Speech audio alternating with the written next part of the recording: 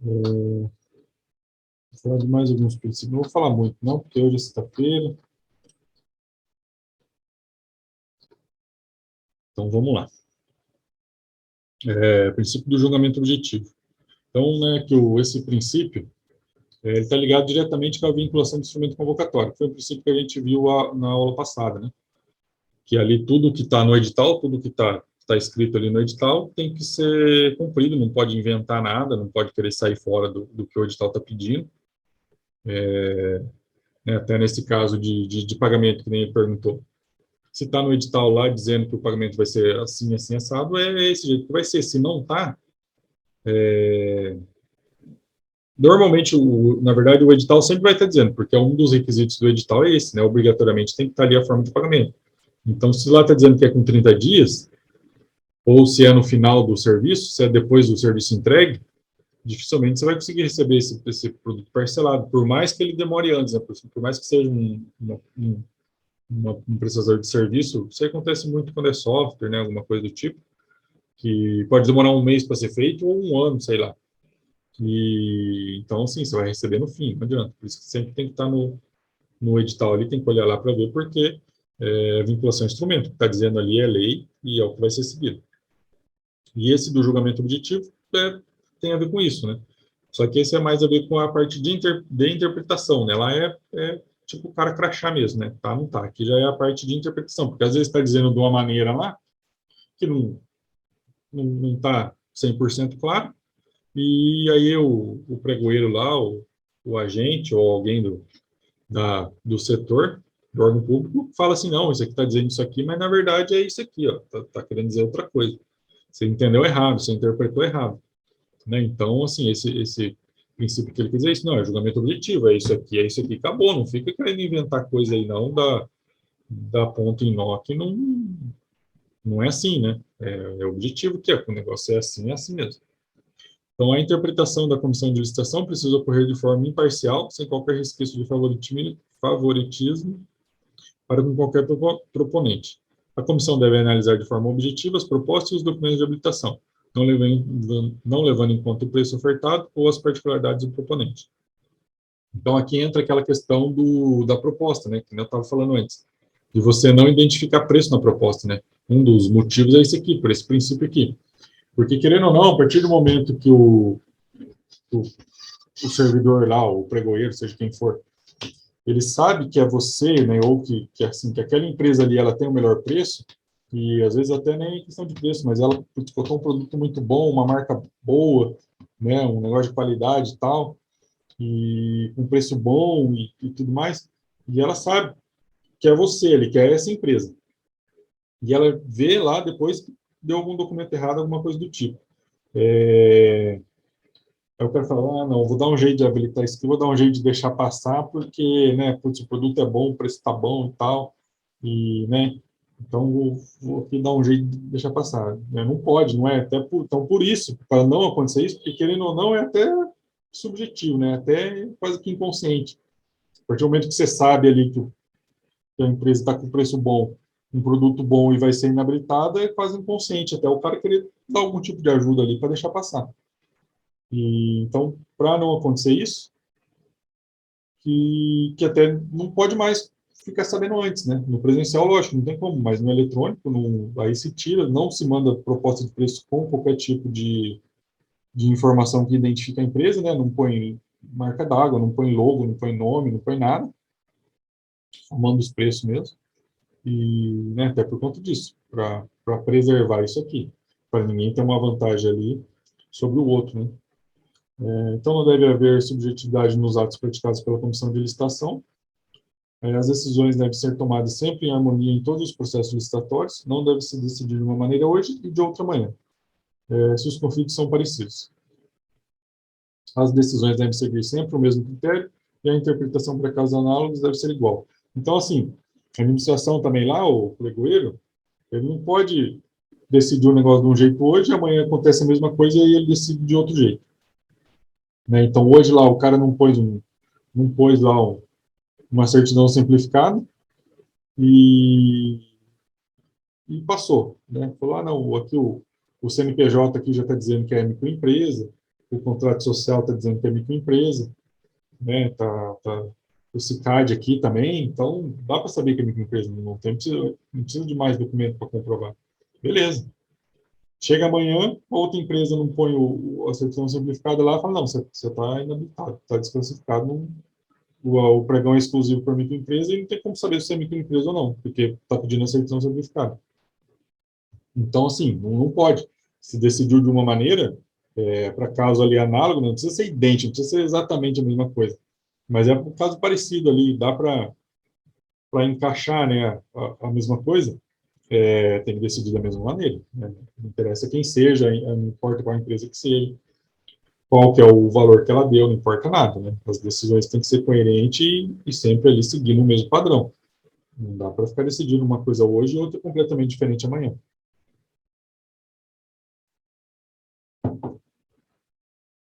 Então, o princípio do julgamento objetivo está ligado ao princípio da procedimento contraditório, pois as exigências a serem cumpridas pelo pregoeiro, equipe de apoio ou agente de licitação são as que constam no edital. Né? Então, é basicamente a mesma coisa.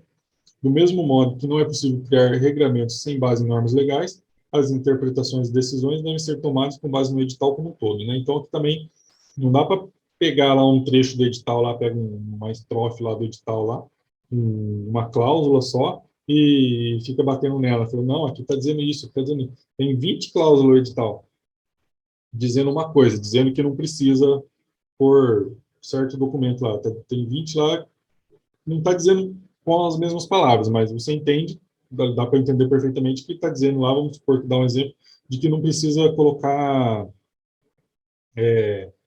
um folder, um prospect, um manual, alguma coisa desse tipo, com as características, com a especificação técnica do produto. Né? Não está pedindo nenhum tipo de documento a mais, comprovando ali a especificação técnica daquele produto. E um item lá, uma cláusula lá, está dizendo que você deve, vamos supor que, vamos dizer, você deve comprovar a especificação técnica. Só está dizendo isso. E aí a administração lá quer te inabilitar, porque não, essa cláusula aqui está dizendo que tinha que ter especificação técnica regulamentada, alguma coisa do tipo. Né? E daí seria uma comprovação dessa da empresa. E, né, e você não colocou, mas putz, tem mais 10, 20 ali dizendo que não precisa, que a especificação técnica é a do edital, é a do descritivo e tudo mais. Né, então, assim, tem que analisar o edital como um todo, você vai ler ele, né, tem que ver ele como um todo, do começo ao fim, e interpretar ali dessa maneira, não pegar um item ou outro lá do meio dele e falar, não, é isso aqui, ó, aqui está dizendo isso aqui, então é isso aqui, não. Interpreta de uma maneira geral. Então, o listante deve ter segurança que o certame irá ocorrer atos previsíveis, com exigências previamente estabelecidas. Surpresas não são bem-vindas no setor público. Né? Então, isso aqui é isso aí. Você já leu o edital ali, você pôs a documentação tal, você sabe como é que funciona uma licitação, você tem conhecimento da lei, dos princípios, você sabe, você já vai pré-definir o que vai acontecer ali no certame. Você já sabe qual que é o passo a passo e tudo mais. Né? Então, a administração chega lá e quer fazer um negócio diferente? Não pode. Né? O licitante ele já tem que ir com essa noção, ele já vai com essa noção, ele já é previsível o que vai acontecer ali no certame. Né? Então, a administração não pode querer inovar, não pode querer fazer nada diferente. Desse jeito aí mesmo. Né? Por quê? Para não causar surpresa, né? Para não ter surpresa. Você está lá esperando uma coisa que é o que sempre acontece, é o comum, e vai acontecer um negócio diferente. Né? Então, né, tudo dentro do setor público, nada nunca é bom ter surpresa, né? Sempre é bom tanto o servidor saber o que ele tem que fazer ou o que ele tem que deixar de fazer, como os usuários, né? Como nós, sociedade, saber o que a gente tem que fazer, o que a gente não tem. Então, por isso que tem todo esse regramento aí, que tem que ser seguido, né? E as interpretações têm que ser seguidas também de uma maneira coerente, sempre igual e tudo mais. Então, esse princípio do julgamento objetivo é isso, né? O julgar, né? As decisões ali tem que ser objetiva, direta, né? Não dá para ficar enrolando e né, se enrola para querer não dar ou para querer justificar uma coisa que não é certa. Como também tem que ser coerente, tem que ser igual, né? Tem que ter, para casos iguais, tem que julgar igual. Então, né, daí que, da onde está isso aqui? Todos os princípios praticamente estão lá no artigo 3º da 8666, e na lei nova também, está mais ainda, lá na lei nova tem mais princípios explícitos até do que na 8666. Mas esse aqui, em especial, como aquele um lá da vinculação ao instrumento convocatório, né, vinculação edital, também tem artigo que fundamenta o princípio, né? Então, no caso aqui é o 44, deixa claro, né, no julgamento das propostas, a comissão levará em consideração os critérios objetivos definidos no edital ou convite, os quais não devem contrariar as normas e princípios estabelecidos por esta lei, né, a vedada a utilização de qualquer elemento, critério, fator sigiloso, secreto, subjetivo, reservado, para que possa indiretamente elidir o princípio da igualdade substante. Então, tá vendo? Sempre é assim, né? Todo mundo saber o que vai acontecer e tal, para ninguém se beneficiar em detrimento do outro, né? Ninguém ter alguma vantagem ali que o outro não vai ter. Então, não se considerar qualquer oferta de vantagem no previsto no edital, no convite, inclusive financiamentos subsidiados ou fundo perdido na empresa, tá? Isso aqui já é mais específico. Né, aqui até lembrei, também tem, já vi, né? Querer condicionar a proposta, né? Então, às vezes o cara coloca assim, ah, não, faz lá a proposta normal e no final escreve assim, os preços são válidos para entregas acima de 10 peças, de 100 peças, sei lá. Vai ser desclassificado, né? Você não pode condicionar nada ali no edital. Ou então, os preços são válidos para pagamento em 15 dias, em alguma coisa do tipo. Não, qualquer tipo de condição que você põe ali na proposta vai ser inabilitado, vai ser desclassificado. Então, eu vou dizer aqui, desclassificado é quando é proposta, inabilitado é quando é documentação. Né? Basicamente é isso. Desclassificado no pregão é na primeira fase ali, na fase de proposta, né?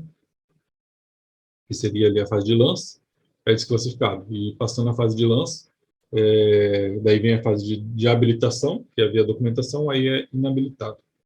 Então, esse é termo técnico aqui, já é outro ponto que, quando você sabe o termo técnico, você faz um recurso, uma impugnação, alguma coisa, o cara que está vendo lá, ele vai bater o olho ali, pô, você foi desclassificado, mas você está falando que foi inabilitado. O cara vai falar, o cara que fez isso aqui já não tem tanto conhecimento assim. Então, né, são detalhes assim que acabam fazendo a diferença. Tinha mais uma coisa que eu ia falar aqui, acabei esquecendo. Lembrei de outro. Ah, tá isso aqui.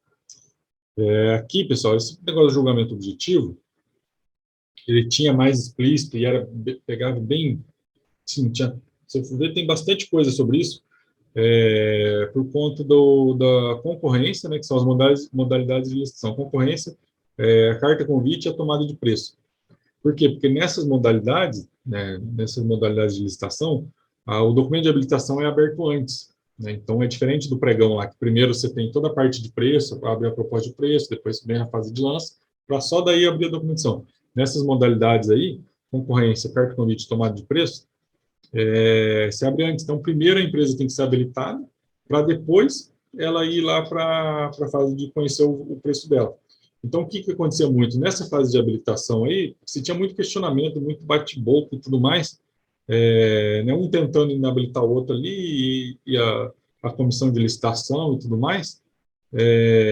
Por quê? Porque se ela fosse, se a empresa é inabilitada ali nessa fase, nem vai abrir o preço dela. Então, pode ser que ela dê o preço mais baixo, mas ela já foi inabilitada, ninguém vai ficar nem sabendo do preço dela, não vai ser aberto, porque aquilo já volta no anterior. Se ela foi inabilitada, não vai conhecer o preço dela, para não querer habilitar ela de novo. Né? Então, por isso que essa parte do julgamento objetivo, hoje em dia já não é tanto, porque já tem já foi a fase de preço, já foi a parte ali de lance, de disputa. Depois que vai abrir a parte de proposta, né?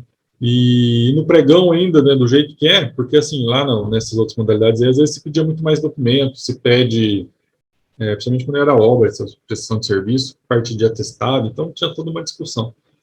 Agora já não, às vezes já não cabe tanto isso, né?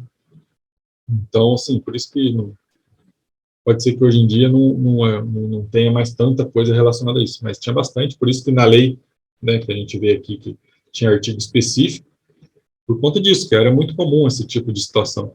E hoje em dia já não é mais tanto, por conta do pregão aí, também até na lei nova também, né, já se inverteu as fases, mas faz tempo já até aqui, no Paraná, aqui, em algumas outras cidades também, mesmo na carta convite, na tomada de preço e concorrência, já era invertida a fase, ou seja, primeiro abrir o preço para depois abrir a documentação. Então, acabou meio que sendo não tão usado assim. Não que não é importante, mas não é tão usado. E se acontecer da administração querer fazer alguma coisa, você sabe que pode usar aí que cabe. Então, o princípio da razoabilidade, se alguém quiser perguntar alguma coisa aí, fica à vontade.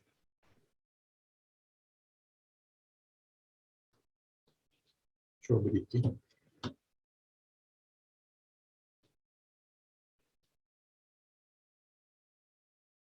Então, o princípio da razoabilidade visa assegurar que os atos administrativos e as solicitações de edital tenham sentido, as decisões precisam ter fundamento e devem haver motivo para existir.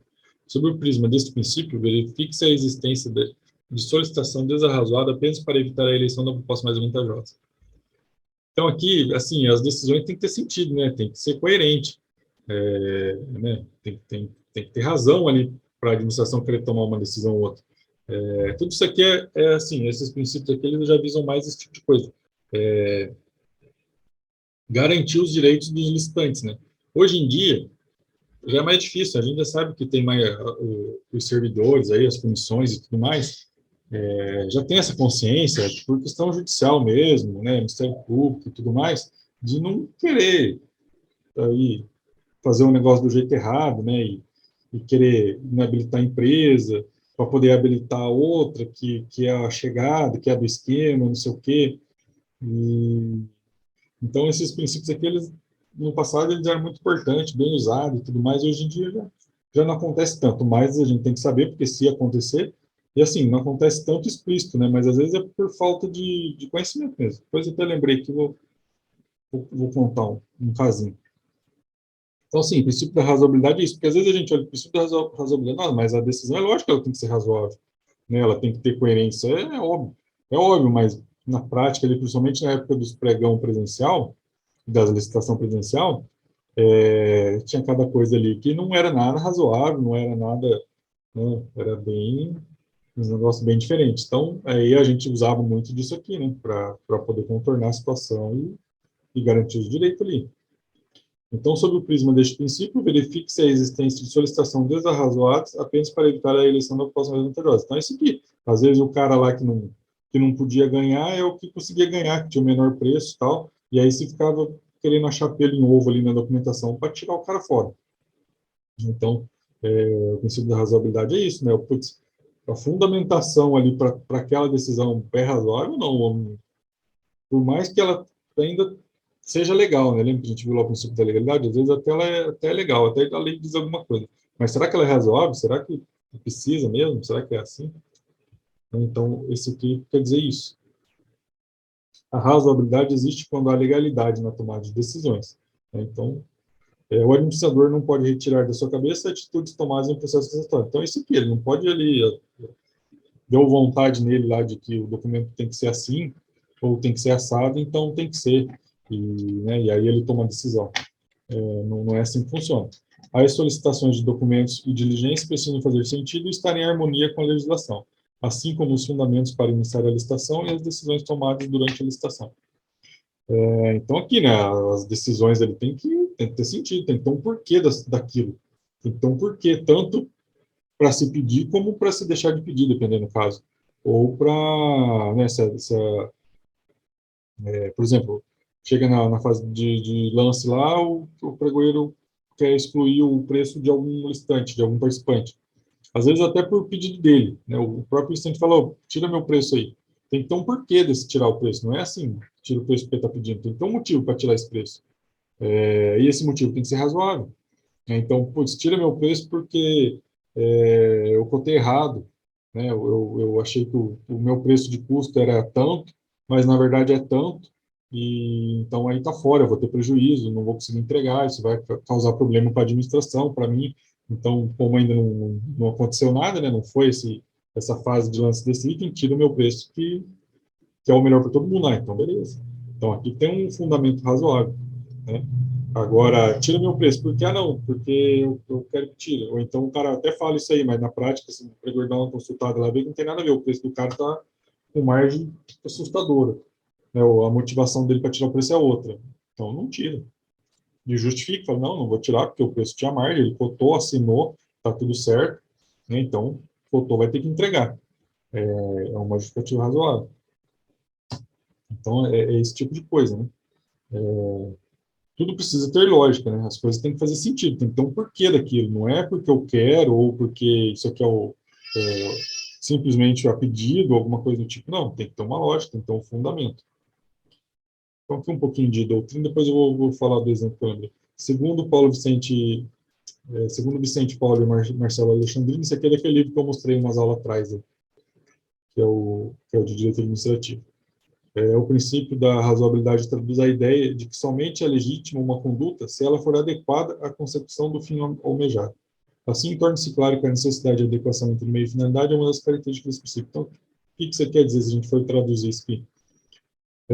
O princípio da razoabilidade ele só vai ser atingido, ou ele vai estar, a decisão ele vai estar legal, né? Vai estar contemplando o princípio, quando a decisão ela está tendo como objetivo ali o fim almejado, ela está tendo como objetivo a consequência, né? O que se almeja, né? Então, por exemplo, a fim de licitação, o que se almeja? A busca do melhor do produto com melhor custo-benefício, o maior número de participantes, né? É isso que se almeja, basicamente. Aqui, para fim de exemplo, vamos usar isso. Então, é o preço lá que é o, o preço. Às vezes dá uns brancos, né? Acabei de falar a palavra e esqueço. Com o melhor custo-benefício e o maior número de participantes. Então, assim, quando a decisão da administração, seja ela qual for, vai ser razoável, quando ela estiver atingindo esses objetivos, né? Seja do maior número de participantes, seja do produto com melhor custo-benefício. Se a decisão dela está tirando todos os participantes, está tirando ali, está inabilitando todo mundo, desclassificando todo mundo,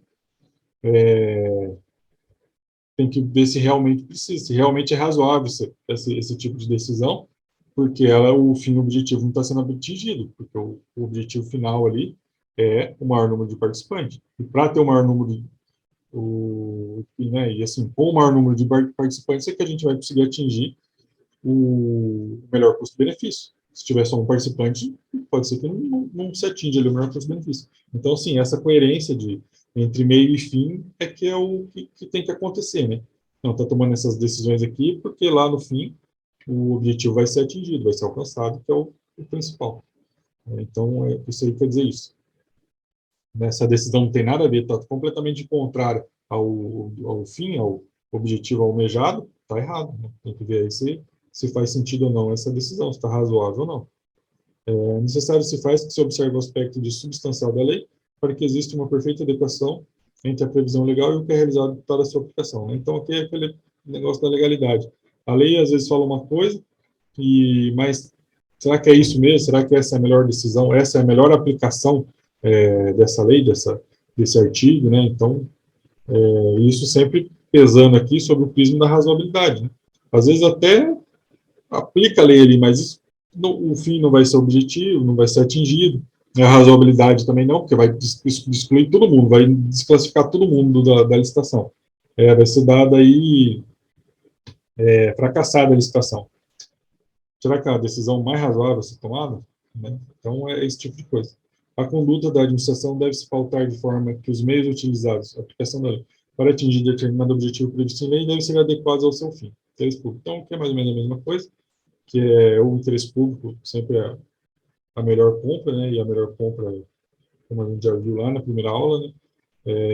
Custo-benefício, né? E para isso precisa ter o maior número de participantes, permitir que todas as empresas que queiram possam participar, esse tipo de coisa. Então, essa parte que eu tirei do JUS aqui, do jus.com.br, o exemplo que eu ia dar aqui, que aconteceu na prática, foi o seguinte, era para pregão presencial, né? Pregão presencial, no edital dizia que as propostas tinham que ser carimbada e assinada.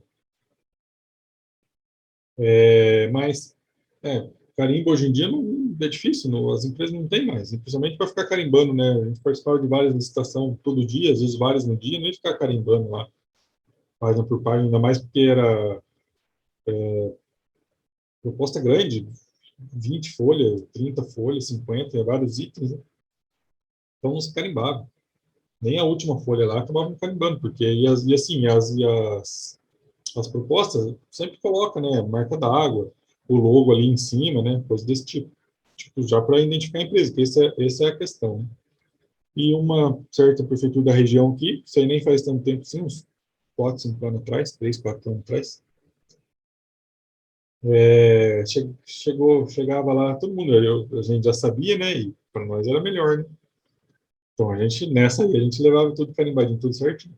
Mas os outros participantes lá, concorrente, que chegava com a proposta sem carimbar, eles inabilitavam, desclassificavam. Chegava com a proposta sem carimbo, desclassificava porque não tinha carimbo. E aí que eu falo, né? Às vezes ali normalmente era o empresário ou o funcionário, mas não tem conhecimento, né? E batia o pé, xingava, brigava, discutia, né?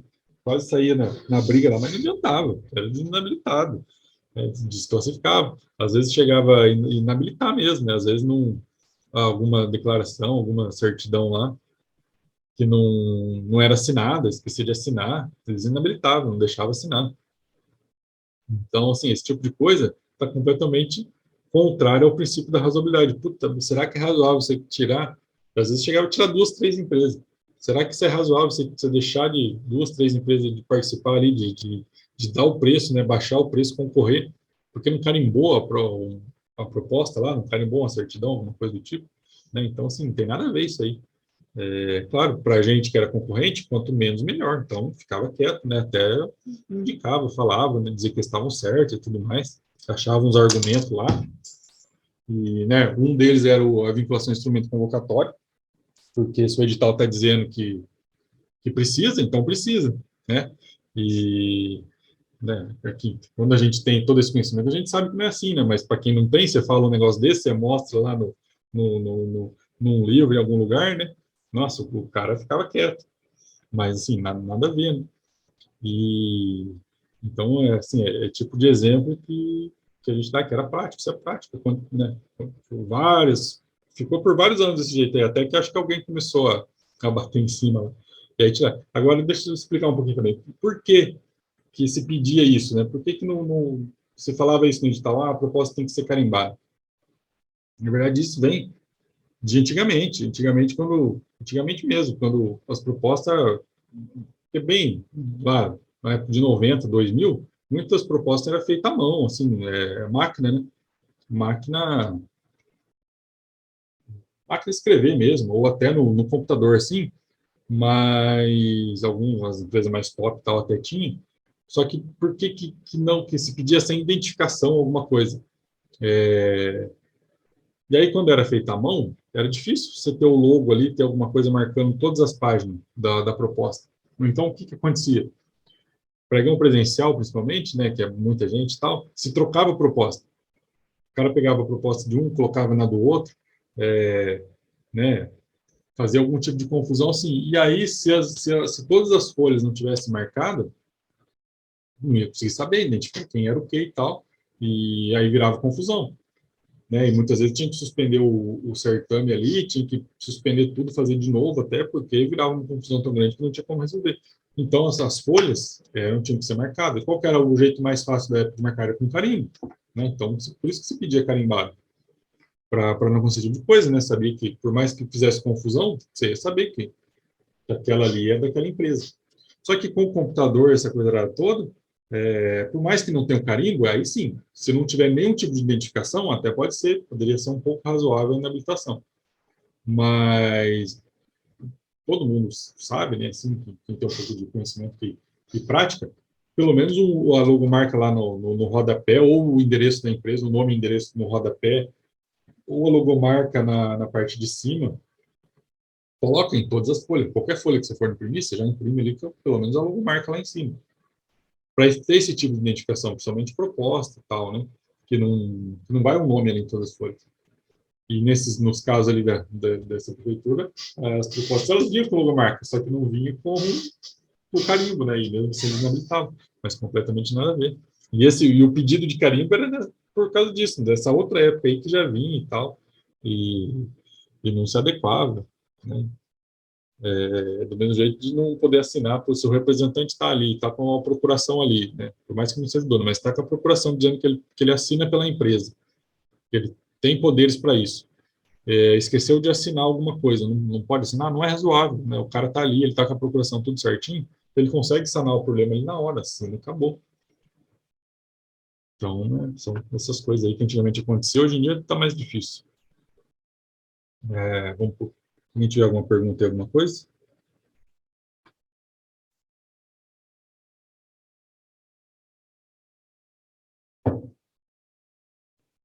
Vamos lá, princípio da celeridade.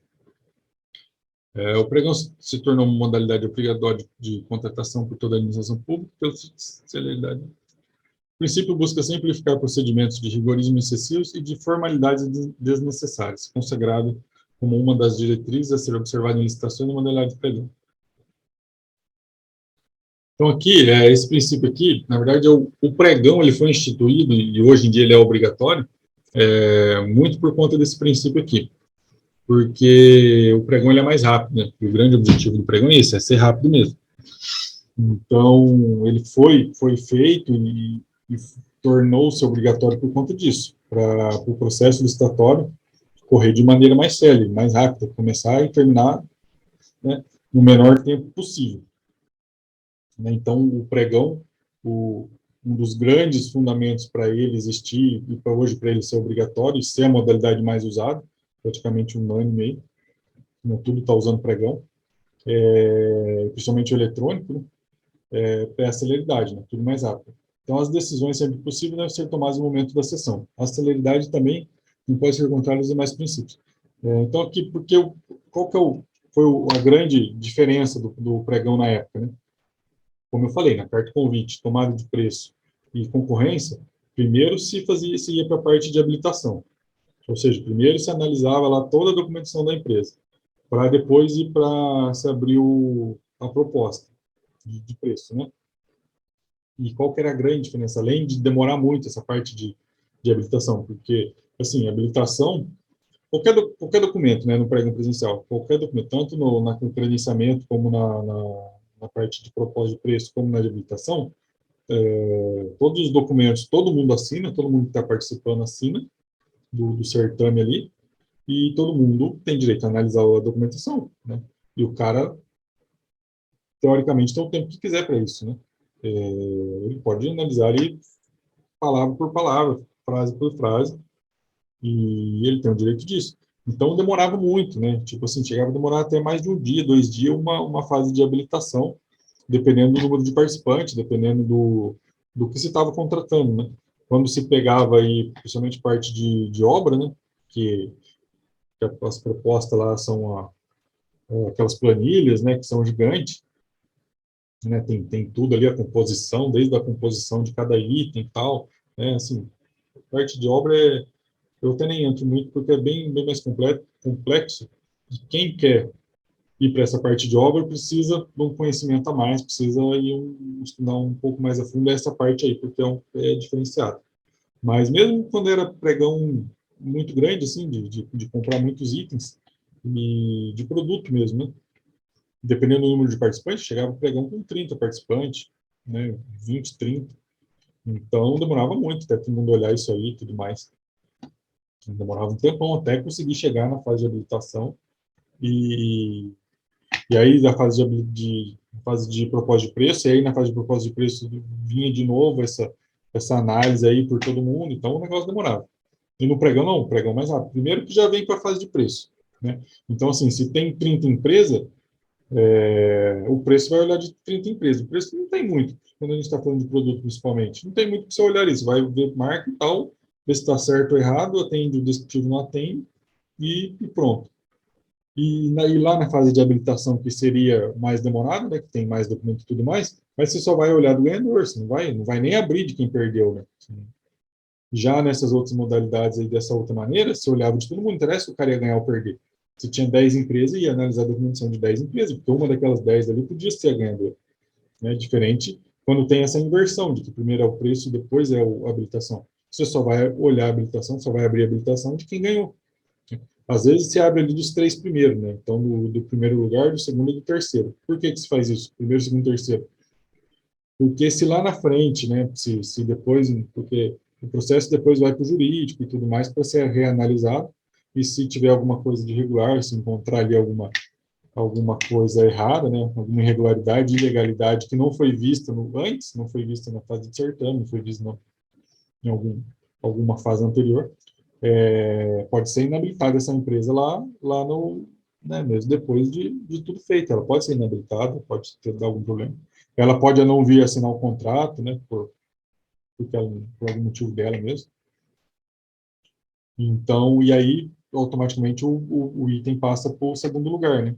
E se der um problema para o segundo, para o terceiro. Então, por isso que, às vezes, já abre dos três para ter ali essa segurança, né? Porque senão, imagina, devolve o envelope de todo mundo lá, só fica com o primeiro. E aí dá algum problema que o primeiro não consegue entregar lá por algum motivo. E precisa passar para o segundo lugar, né? Ele foi inabilitado, ou sei lá, não assinou o contrato. E aí precisa passar para o segundo lugar. Mas o segundo lugar está sem envelope, já levou embora. Aí como é que faz? Vai pedir para trazer de novo? Né? Aí como é que fica a questão dos direitos iguais lá, né? Da razoabilidade, do isonomia, né? Que, né? Se o cara levou o envelope embora e ele vai apresentar as documentações de novo, ele pode ter mudado algum documento, né, no dia ele pode ter esquecido, não podia estar faltando alguma coisa, depois ele não vai complementar, então por isso que não normalmente se abre dos três primeiros ali por conta disso, né? Se der problema com algum, passa para o outro e já está lá, já está aberto, tá? Foi todo mundo entregou ali no título de regularidade, né? Tudo igual para todo mundo. Então, isso tornou o pregão muito mais rápido, né? Antes, sem falar também, o grande detalhe é que se alguém quisesse interpor recurso, né, na fase de habilitação lá, o certame era suspenso, ou seja, se alguém pedisse para falar assim, não, eu vou entrar com recurso, o pregão era suspenso. Aí o cara entrava com o recurso era analisado, né, julgado lá, se teve razão, se não teve, e aí para depois disso continuar. Então, demorado, tudo era demorado. E aí veio o pregão a fim de acelerar tudo isso aí, tudo ser mais rápido. Então, as decisões precisam ser tomadas de maneira rápida, mas dentro da legalidade. A celeridade está relacionada à desburocratização dos atos públicos, o que é possível ser realizado sem formalismos. Deve ser feito, porém, o que a lei exige. Formalidade deve seguir o legal. Então, o que é o outro ponto aqui, né? Lógico, tem que ser tudo mais rápido, mais célere, objetivando que tudo comece e termine do quanto antes. Mas tem que ser tudo dentro da legalidade, né? Não pode querer aí atropelar as fases, atropelar a lei, fazer alguma coisa né, meio matadão ali, né, porque vai ser mais rápido, vai terminar antes, então eu estou certo, porque eu vou deixar de fazer esse pedido aqui, vou deixar de tomar essa decisão, de analisar isso aqui, né, de checar essa outra coisa aqui, porque isso que vai demorar muito. E então, pelo princípio da celeridade, eu vou pular isso aqui e vou direto para outra aqui. Não pode. Por mais que tem que ser rápido, tem que ser sério, mas os ritos, né, e a legislação tem que ser seguida. Então, se o procedimento é esse, depois esse, tem que ser feito. Parece que o tempo vai demorar.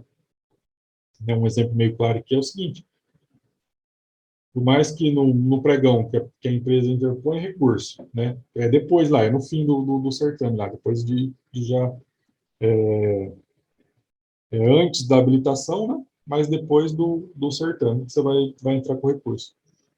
A administração não pode não querer aceitar o teu recurso ou não querer deixar que você entrar com recurso, porque vai atrasar o processo, porque vai demorar, porque não, né? Por mais que atrase, que demore, é o rito. Você tem esse direito, você vai entrar, ainda que o teu recurso seja o teu fundamento ali não seja muito bom. Você sabe, a administração sabe que ela não vai dar, que você vai perder, que você não vai conseguir. Mesmo assim, ela tem que aceitar teu recurso e, né, tem que analisar, tem que responder fundamentado e tudo mais, né? Então, não pode querer aí, né, não aceitar, por exemplo, e depois justificar pela celeridade, não porque atrasar o processo, alguma coisa do tipo, né, não está correto. Então, o princípio da celeridade aqui foi inserido pela Lei 10.520 para agilizar o processo licitatório. Então, o grande objetivo é isso, foi agilizar mesmo, porque demorava demais. A inovação ficou por conta das decisões sendo tomadas no momento de certame, né? Então, lá quando se falava de carta convite, tomada de preço e concorrência, qualquer coisa ali, tinha que parava o certame lá, né? Parava o processo, ia para o jurídico analisar e tal, tomava uma decisão, depois retomava o processo de novo. Então, suspendia o certame e depois retomava, né? E no pregão, não. No pregão muitas vezes as decisões já são tomadas ali mesmo, né? Isso que é muito comum também. Você tá lá, pede para desclassificar algum cara lá porque a marca dele não atende.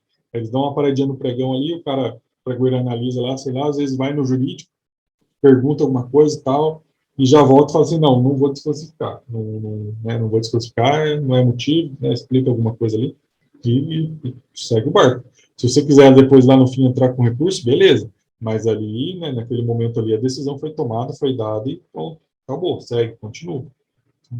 Então, o processo não é mais suspenso até que se tenha uma decisão, o processo continua, e se o licitante não concordar com a decisão tomada no momento do pregão, então ele pode utilizar o recurso. Né? Então, é isso aí. O recurso será analisado após o certame e antes da homologação, ao contrário do que ocorre com as outras modalidades. Então, nas outras modalidades, quando se fala de recurso a alguma coisa, se suspende, né, até analisar, até ter uma decisão ali. No pregão, não. Era comum também, antigamente, nesses processos aí, até no pregão mesmo, vir como anexo lá uma declaração de que você não ia entrar com recurso. Então, a administração lá, o órgão listante, ele já fazia essa declaração aí de que você não ia entrar com recurso, né? Como a habilitação era antes, né? Você já colocava nos documentos de habilitação isso aí. E alguns ainda chegavam a querer inabilitar a empresa porque ela não colocou essa declaração, porque era uma declaração obrigatória, então, se a empresa não colocasse, ela era desclassificada, né? Era inabilitada. É completamente errado, né? Nada a ver. Primeiro que você tem o direito de entrar com recurso independente de qualquer coisa. Isso aí é um direito adquirido de qualquer um, qualquer empresa, qualquer pessoa, né? Não tem como a administração querer retirar isso aí, porque você assinou uma declaração lá. Você pode até assinar a declaração e entrar com recurso do mesmo jeito, porque não te impede. E segundo, que querer, né, tirar teu direito de recurso e ainda obrigar você a assinar e isso pena de inabilitação, aí piorou, né? Mas eram coisas que aconteciam. Hoje em dia já é mais difícil, né? Pregão eletrônico, então não tem essas coisas. Por isso que o presencial antigamente era tão legal. Porque era cada coisa que acontecia. Era ruim quando a gente. Aqui entra naquela questão lá das surpresas, lembra? Do princípio anterior, né? Ter as surpresas. Quando a gente já conhecia, que você já tinha participado naquela cidade, naquele órgão, alguma coisa, você já sabia tudo ali o, o que acontecia, né? Como que ia ser. Mas o cara que não sabe, que era a primeira vez, não sabia. Então ele era surpreendido, né? Por exemplo, eu que sabia de tudo isso aí, essa questão do recurso aí, eu até assinava, colocava lá, depois, se fosse o caso, entrava com o recurso do mesmo jeito. E se eles alegassem que eu assinei a declaração, mostrava que não tinha nada a ver ter assinado ou não, eu tinha direito do mesmo jeito. Mas colocava. Né? E se o cara ia lá e não colocasse, a gente batia o pé para querer inabilitar, porque, né? E aí você pegava no edital de novo. Então, esse tipo de coisa, né, que é bom ter um conhecimento aí para se fazer, né? Assim, é malandragem, né? Não tem outra palavra, é isso aí, é malandragem. Antigamente, até principalmente quando eu era mais novão e tal, a gente tinha uma outra visão da vida, né? E ia fazer essas coisas. Hoje em dia já não faço mais, né? Hoje em dia, que é certo, que é errado e segue a vida, né? Se tiver que ganhar, vai ganhar, se tiver que perder, vai perder. Mas antes, provavelmente, quando estava começando, né? A gente quer mostrar serviço até e tal, e aí fazia bastante coisa, assim, né? Hoje em dia a gente conta as histórias da risada, né? Mas, mas era legal, né? Eu sempre gostei, né? Adorava participar do pregão presencial. Cada um era um evento diferente. Acho que tá bom por hoje, né, pessoal? 10h30 já quase. Se alguém quiser perguntar alguma coisa aí, vamos. Nem sei quantos princípios eu falei aqui. 2, 3. Tá bom. 3 tá bom. Depois os outros aqui também. Esses outros princípios, tem muitos outros princípios que eu vou passar rapidão, dar uma falada só e tal, porque assim, já não se usa, mas não se usa tanto. Você vai usar mais como um apoio, alguma coisa do tipo. Esses um até agora, principalmente aqueles primeiros lá, vira e mexe, você vai estar precisando. Mas os outros aqui já é mais, assim, já é mais óbvio até, né? Então, não precisa ter muito conhecimento. Eu acho que eu até vou pular, acho que na aula que vem eu já vou entrar na fase dos processos aqui, depois eu volto no princípio, porque senão vou ficar muito tempo falando de princípio e ninguém aguenta. Então, acho que na segunda eu vou falar um pouquinho aqui das fases do processo, na fase interna aqui. A gente tem que ter uma noção, pelo menos, do que é, como é que funciona e tal, porque se tiver alguma coisa de errado, a gente poder contestar. Mas essa fase interna aqui, tem bem mais coisa, bem mais esmiuçada aí para quem é servidor, para quem trabalha no setor de compra lá. Aí ela, sim, tem um conhecimento gigante dessa fase que é, né? De todo o processo licitatório, acredito que essa fase interna para quem é servidor é a mais importante. Tem que saber se ele cometer algum erro que deixar passar alguma coisa nessa fase interna, não cumprir algum requisito, tem problema depois com o Tribunal de Contas, o Ministério Público, né? Pode até ser alegado aí alguma improbidade, né? Alguma coisa desse tipo, que vai dar problema penal aí, multa, essas coisas. Então, às vezes até nem por culpa, né? Assim, por má fé, né? Mas por desatenção, alguma coisa do tipo.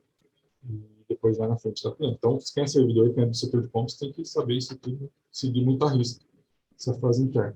Para nós aqui, a gente pega um geralzão para saber como é que funciona e tudo mais, para quando você estiver vendo um edital lá, você saber se as fases for cumpridas, e para quando você precisar de mais informação, às vezes você precisa de alguma informação que não está ali no edital, você poder pedir lá o processo na íntegra, né, o processo licitatório inteiro, e daí analisar se cumpriram, se fizeram, não fizeram, aqui os requisitos da fase interna, né? Então é isso aí. Acho que segunda-feira eu vou falar disso aqui, da fase interna, pular um pouquinho os princípios, depois eu volto.